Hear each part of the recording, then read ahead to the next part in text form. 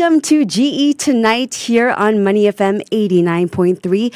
We're your nightly guide to Singapore's 2025 general election. Now, I'm Audrey Seek. Great to have you join us on day 2 of campaigning. We're also live streaming on YouTube, LinkedIn, and Facebook. And we're bringing you nightly updates for the entirety of this process until after polling day. So let's start with what's happening right now on the ground. 5 political parties are set to hold election rallies this evening, starting now 7 p.m. all the way till 10 p.m. Large crowds expected at the venues. Making waves tonight will be Marsiling UTGRC, the constituency where Prime Minister Lawrence Wong is contesting. And tonight you get to pick from 2 rallies on that part of town. You can either go to PAP's rally at Woodlands Stadium or SDP Singapore Democratic Party's rally at Chua Chu Kang Stadium, both of them shoring up votes for Marsiling UTGRC. Also rallying tonight, the PPP, People's Power Party, which is contesting seats in that 4-way fight in Tampines GRC. They are at Temasek Junior College. You also have the Workers' Party, who will be shoring up votes for Sengkang GRC. They're at a field along Anchorvale Crescent tonight. And finally, the PSP, Progress Singapore Party, at Catholic High School to rally voters at Marymount SMC. So the rallies are kicking off right now, and there will be lots to come as the candidates hold the first rallies here in 10 years. But besides that, campaigning was in full force earlier today, door-to-door visits, walkabouts, meeting residents. And we heard from many candidates today. And here's one from PAP's K. Shanmugam as the PAP released its manifesto for Nee Soon GRC called Nee Soon Residents First. Here's a snippet. Cost of living is an issue. Government has a role in softening the impact, which is why all the rollout of various measures this year, cash, vouchers, CDC vouchers, and as the Prime Minister has said, we are always scanning the situation because of the international situation. If more has to be done, more will be done, and he will announce, he has announced the formation of the task force, and they are studying the external impact. All right, so one issue that keeps popping up over and over again is cost of living. And that's that phrase we've all been hearing in the months even before GE was announced. It was the primary topic for Budget 2025 that was unveiled earlier this February. And it is probably top of mind for many voters heading to the polls. Now, candidates and parties are talking about how to make life more affordable, but are the solutions being proposed really going to help move the needle? Tonight, we're going to be talking dollars and cents and how the big economic themes are shaping up this campaign season. Dr. Walter Theseira will be joining us tonight, Associate Professor at the Singapore University of Social Sciences, and he'll be breaking down the numbers for us right after this. GE 2025, only on Money FM 89.3. Welcome to GE Tonight. I'm Audrey Seek, and we're talking about cost of living. It has taken center stage in the campaign trail this GE, and we've seen political parties rolling out various ideas aimed at easing financial pressures for Singaporeans. So let's chat about these proposals with Dr. Walter Theseira, Associate Professor at the Singapore University of Social Sciences. Walter, always good to see you. Hey, good to be here.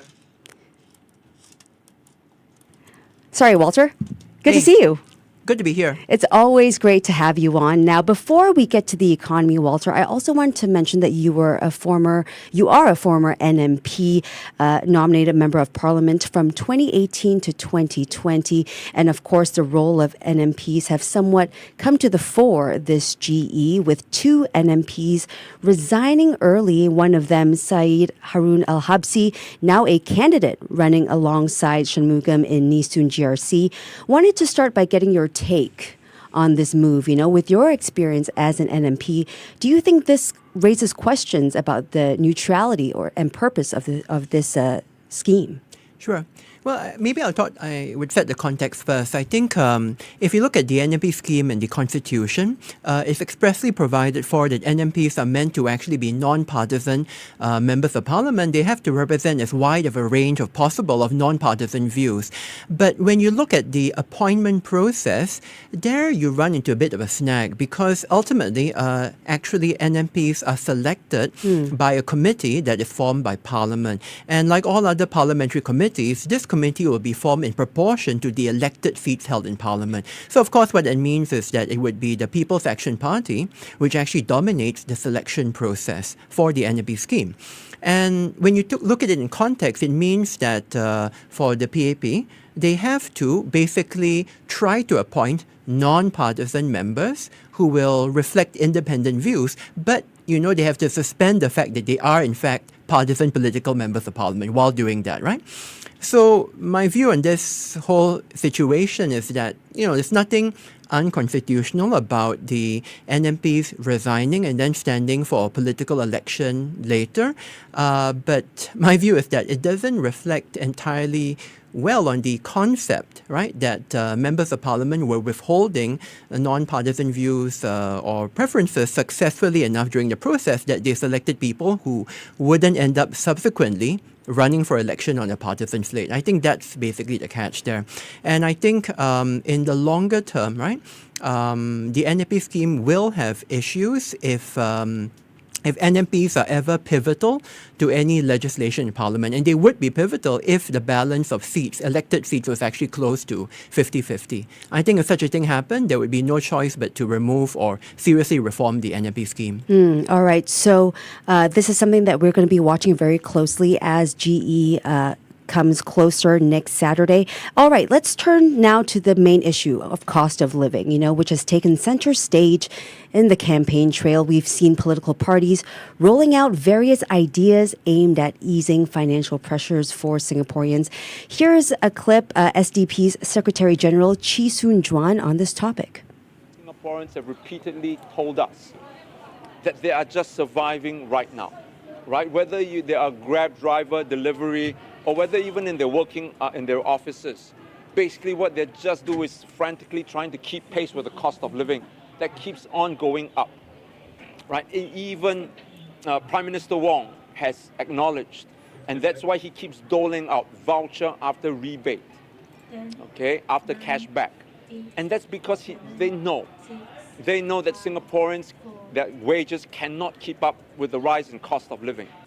So thrive and not just survive. That's the slogan for SDP this GE. So let's start with the fundamentals, of what we're dealing with right now. What are the main drivers behind all of these pressures that Singaporeans are facing? Well, I think if you look at the last couple of years, the problem has been during the post-COVID economic recovery, the economy grew strongly, but at the same time, we had very high inflation in Singapore. And what we saw is real wages actually didn't grow very quickly over the last 5 years or so. They grew much slower than they did, for example, during the 2010s. And so what that means is for the ordinary Singaporean, they're facing very little change in their standard of living. Some people are seeing it actually fall with the rising cost of living and so on. And this is a very different experience for Singaporeans because most of us generally enjoy a very good increase in standard of living in the 2010s. So I think that's one issue, right? Are our lives getting better or not? You also have to look, of course, at things like the cost of housing and other matters, which has also come under pressure post-COVID. And when you throw into that the fact that the global economic outlook is now looking a bit uncertain because of the Trump administration's policies, I think that's where people really do worry what's going to happen to their jobs, their livelihoods over the next couple of years. So I think those are the issues which are top of mind. We definitely want to get into the tariffs later on in the show, but we also want to pay attention to the GST issue now. We've seen alternatives put forward by opposition parties in their manifestos, like rolling back the GST, like PSP and SDP exempting GST for essential items. This was proposed by the NSP as well. So we have another clip to play, this time from Paul Tambia of the SDP on this. Take a listen. We have long called for a decrease in the GST. In fact, we even called in the 2020 election for a temporary hold on the GST. What we cannot believe is in a time of global inflation that the PAP has chosen to raise the GST from 7% to 9%. So what we're saying is at the very least, bring the GST back down from 9% to 7%. All right, and other parties have chimed in as well. Workers' Party also proposed alternative revenue channels to GST, and they've actually raised this in Parliament in the past, and it's a big part of their GE 2025 manifesto as well. So this is a clip from their podcast Hammer Show.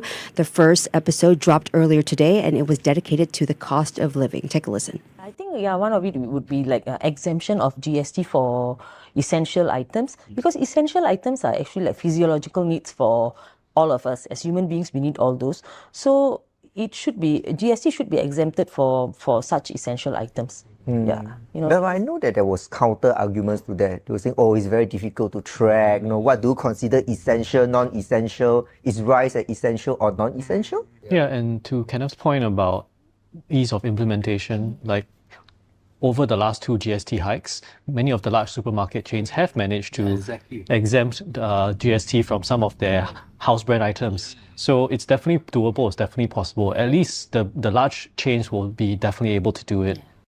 All right, so lots to unpack there, but clearly GST a major sticking point here. How viable are these proposals that we're hearing, and what might the implications be if they were implemented? Like, could some of these policies actually be good for Singaporeans?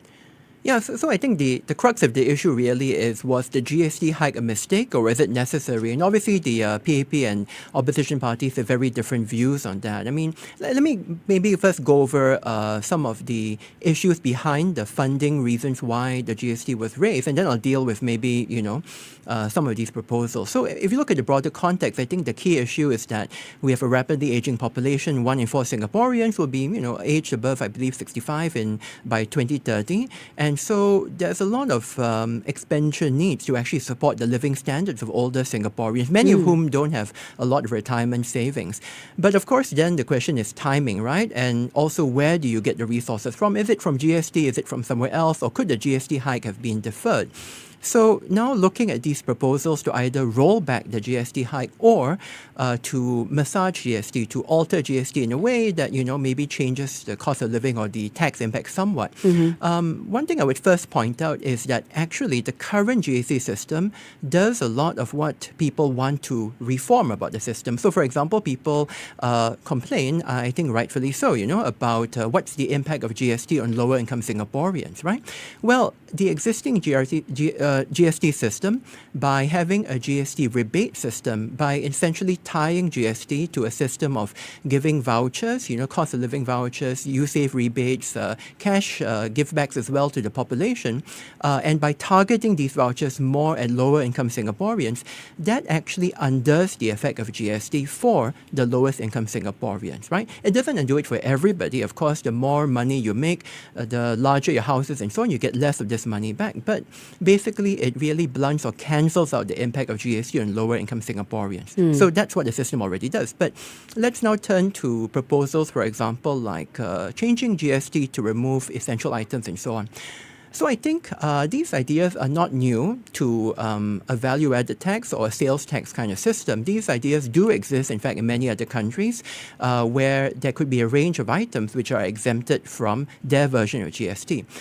The problem always comes down to choosing what falls in the bucket of so-called essential goods and services or doesn't, right? Right. And here I want to point out, even though it seems obvious to us that things like rice would fall in that bucket, I think we would also agree, most of us would agree, that there's a difference between maybe your, Thai jasmine rice versus your Japanese rice, right? So a lot of people say, wait a minute, Japanese rice is not an essential item. But you see, this argument would apply to lots of things. If you say basic foods, right, which need preparation should be exempted, then is there a difference between, your ikan bilis, your local fish versus your Norwegian salmon? So you actually get into the weeds a lot of these issues. And that's why I think, at least as an economist, right, I would say that the approach of actually just not exempting everything, but then giving back money to lower income Singaporeans through the voucher system would probably be more efficient, in my view, than picking and choosing what to exempt and what not to exempt. Okay, so you talked about the range of short-term relief measures that the government has rolled out, like the CDC vouchers. I believe we're expecting some in a few weeks. Cash payouts, you save rebates, like you said. But do you think these are enough to address today's concerns, or are deeper structural changes needed? Sure. Well, I think the reality is you cannot give people enough money to actually get them out of a cost of living crisis. Yeah. That really isn't a sustainable way of doing things. I think everybody recognizes that, actually. I don't think there's broad disagreement on that. I think the question then is, how do you actually sustainably raise the standard of living of Singaporeans? And I think most of us would agree that actually has to come through better quality jobs for Singaporeans so that they earn their way out of a cost of living problem rather than be given money out of it, right? So I think that's a sustainable way.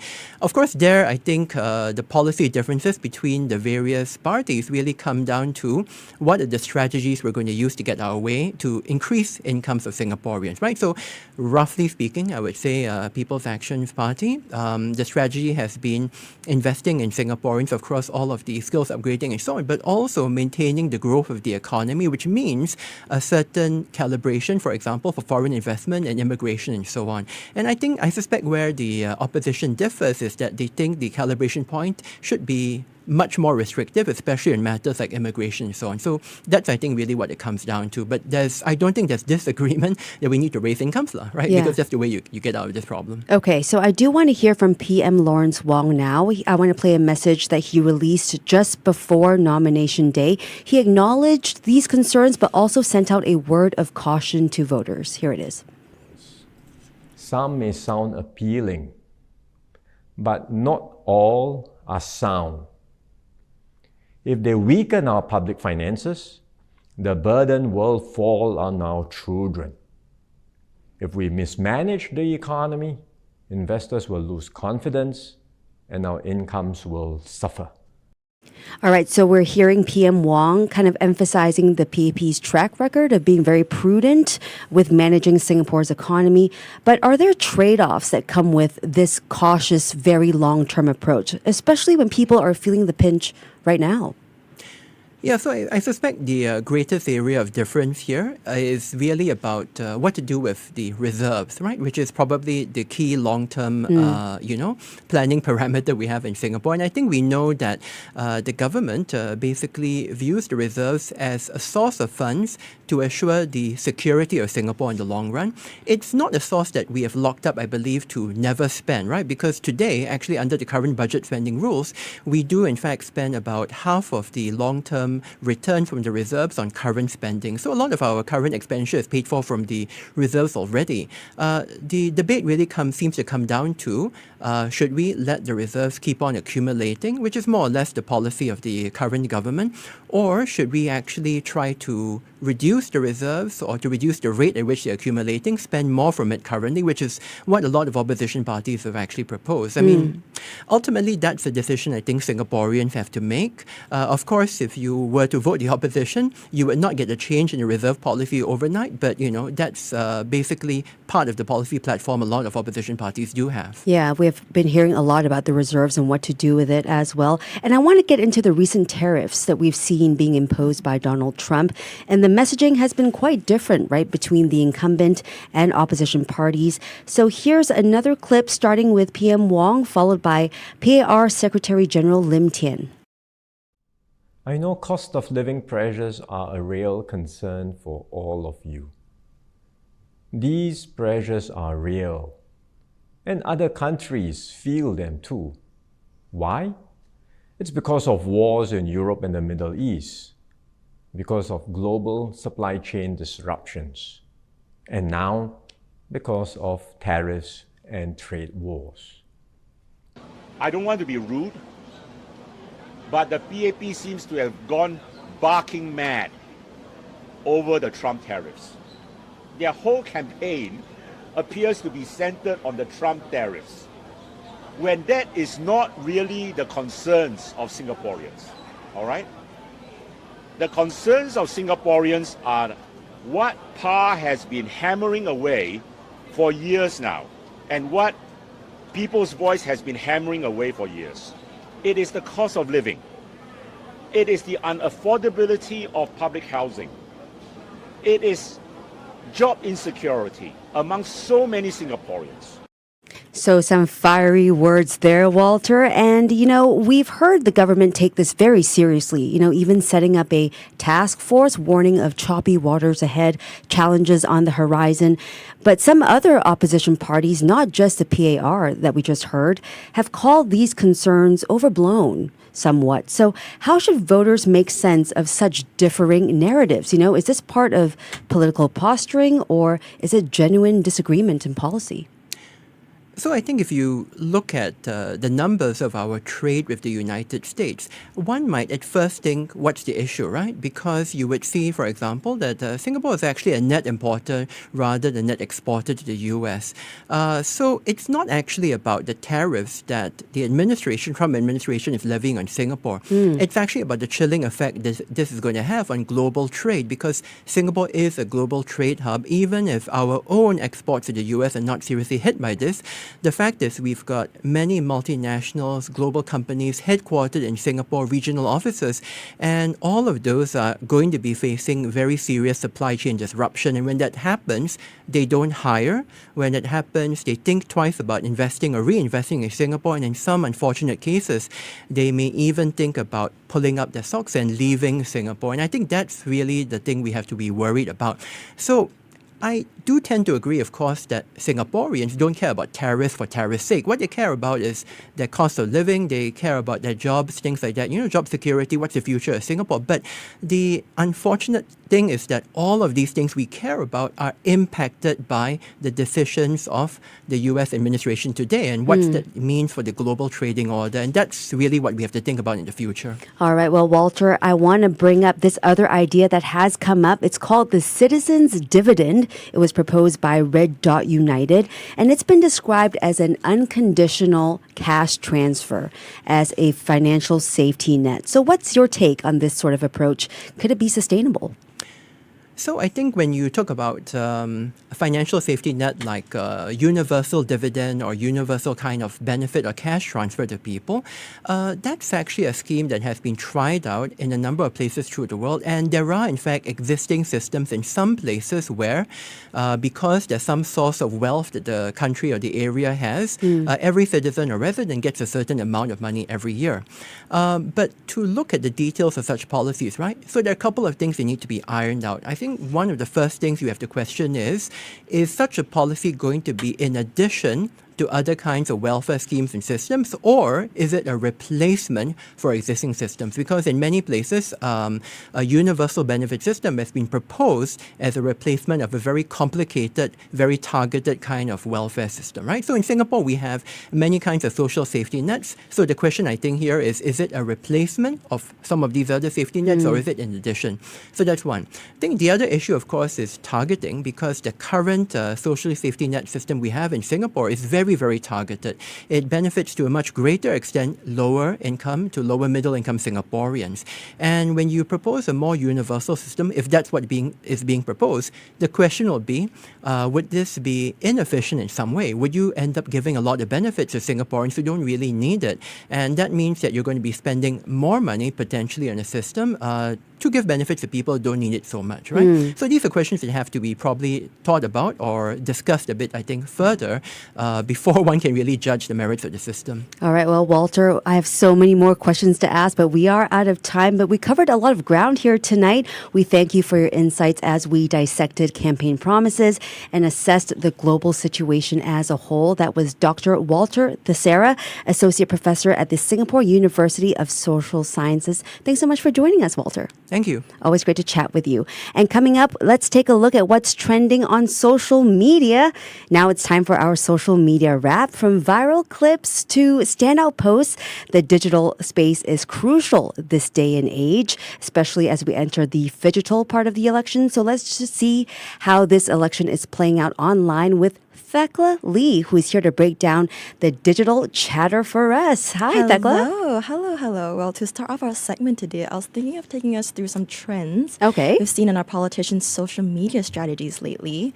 So, well, this is the first year that the T generation will be joining Singapore's voter poll. The T generation. The T generation. So T is the letter that starts off our citizenship numbers for Singaporeans born after the year 2000 on the NRIC. Yes, my sons are T generation. Well, as the years go on, obviously an online presence is going to be more and more vital to our candidates. Yeah. Well, it's not unusual to see politicians adapt their language to be more relatable to the group of voters that they're targeting. And this could come in the form of obviously slangs, understanding inside jokes. Well, this year we've seen a trend that includes candidates picking up terms of endearment often used online by the younger generation. Oh, what kind of terms of endearment are we talking So about? this is a test. Do you know the term chat? No, chat as in CHAT? CHAT. So you know how live streams are a popular source of entertainment nowadays? Yes. And you often see live streamers referring to their viewers as chat. Hey chat, do you think I should do this? Hey chat, do you think I should do that? Referring to people who are chatting on the live stream. Exactly. Okay. And so now chat has just kind of like made its way around and become a form of endearment to people that you like. I feel like I just totally dated myself this show because I really didn't hear of this before. You're welcome. I'm helping you to stay Yes. in trend nowadays. And another one is bestie. Bestie, okay. Like a best friend. Yeah, like a best friend. So we see a lot of candidates starting their videos by being like, hey, bestie. Oh, how are you doing okay. today? How does that make you feel? It makes me feel like I see how this would appeal to the younger generation of voters, but there are a lot of aging voters over the age of 65. So I wonder how they feel about this kind of lingo. So I showed a reel where, as a candidate that called his followers besties, and my mom just went, well, they're not supposed to be our friends. They are ministers. Why is he referring to me as a bestie? Yeah. So that's been a huge thing lately. So yeah, it's giving campaign trial, but best friends. Okay. All right. Any other viral things to note? Well, yeah, so GE2025 obviously has its own share of viral moments, and unfortunately for our candidates, they can't exactly control what goes viral and what doesn't, even though I'm sure they would want to. Yeah. So, but today's top viral clips actually have a lot to do with physical touch. Oh, a love language. Okay. So PAP's Lam Pin Ming, unfortunately or fortunately, is going viral not for a speech or a policy, but for a record-breaking handshake. Oh, like he wouldn't let go of someone's hand? Yeah, so in this clip that went viral, he's in a hawker center talking to an uncle who's having lunch. Okay. And they were shaking hands for the entire conversation. So that was like over a minute maybe. I cannot be the only one who has experienced this. You don't want to be the one to let go. It's never happened to me. It's a form of respect. So you just keep shaking hands forever? Until you both decide to let go. I yes. suppose. Well, a comment said, is this like Disneyland with the hugging policy? Have you heard of the policy? I have, where the Disney characters cannot let a child go in a hug until they let go first. Exactly. Yeah. So someone in the comments said, is this a campaign trail or is it Disneyland at this point? Alrighty. Yeah. And meanwhile, on the Workers' Party side, another viral handshake moment, this time with Alexis Dang. During a walkabout, a man refused to kind of let go of her hand, reportedly mesmerized by her beauty. Oh, I'm sure she's used to this by I know. And so there were some comments saying, is this GE 2025 or is it a rom-com? Is it a K-drama right now? Wow. People were just smitten. People just love holding hands, I find. And especially since this is the first GE in 10 years that they're allowed to do walkabouts, because GE 2020, as you know, was a purely digital election thanks to COVID. Yes. So maybe people are just so excited to see the candidates walk around their constituency. That's how I'm going to defend this guy. Okay, yeah, you know what? It's great to have a physical aspect in play again, and maybe some people are just overjoyed to see that in play. That's right. Well, okay. Thank you so much for sharing what has been gaining traction online. That was Thekla Lee with a lowdown on social media on day 2 of campaigning. Thank you. No worries. All right. Well, that's all the time we have for today's edition of GE Tonight, focusing on the cost of living, the economy, and what can be done to ease the pressures that we're facing. So come back tomorrow as campaigning continues day 3, and we're turning our attention to the opposition parties, their strategies, their messaging, and how they're positioning themselves. We will be joined by Felix Tan. He's a lecturer at Nanyang Technological University to break it all down for us, and this will be the first general election under PM Lawrence Wong's leadership, and it's a crucial moment for the opposition, not just to retain ground, but potentially gain new footholds. And that's coming up tomorrow with Michelle Martin. Stay with us throughout the campaign season, and don't forget to follow Money FM 89.3. We're on Instagram, YouTube, and LinkedIn for all of the latest updates. I'm Audrey Seek. On behalf of the GE Tonight team, have a great evening. Tune in to GE Tonight at 7 p.m. every night on Money FM 89.3 for all the latest news and developments as Singapore prepares to head to the polls.